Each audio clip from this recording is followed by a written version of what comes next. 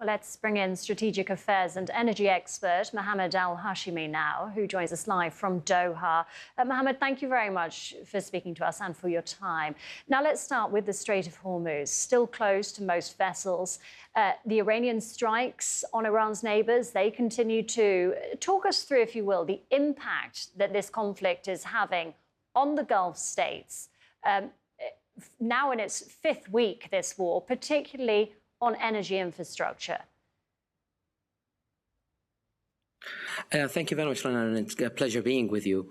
First of all, I think in order to understand how we are feeling here in the Gulf region and how we're reacting towards this crisis that's actually happening in the region, it's very important to understand how we see things and how the Gulf was structured over the past 40 years after the independence that Gulf countries got in the 70s. The Gulf countries elected to choose to be progressive, to focus on infrastructure, to build schools, to improve their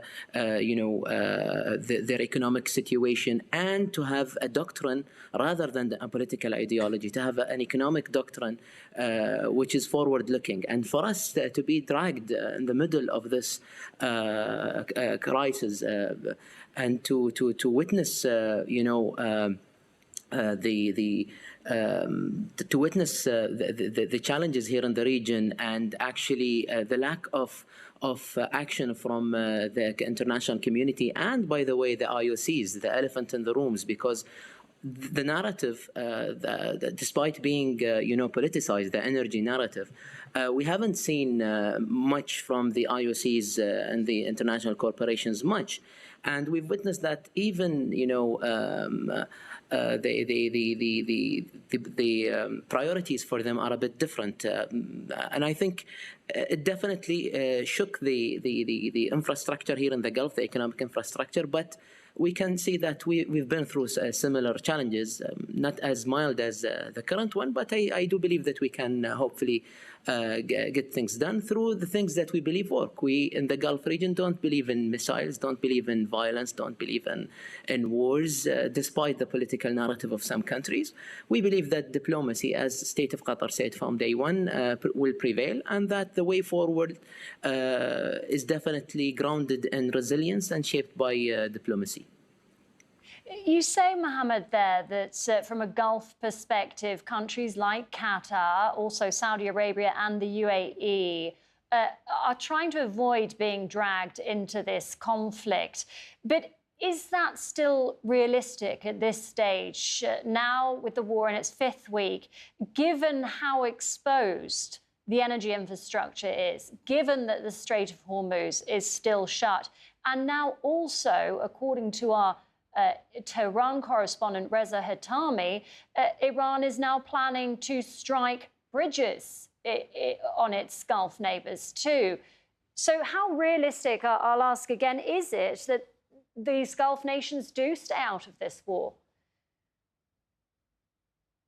Well, I think that we always discuss the points from the perspective of the Gulf countries, and at the same time of Iran. But we forget that those who started it were not the countries around the Arabian Gulf, but was actually Israel that attacked and started this, targeting energy infrastructure, targeting bridges, targeting the strikes that Reza mentioned earlier, the correspondent in Tehran.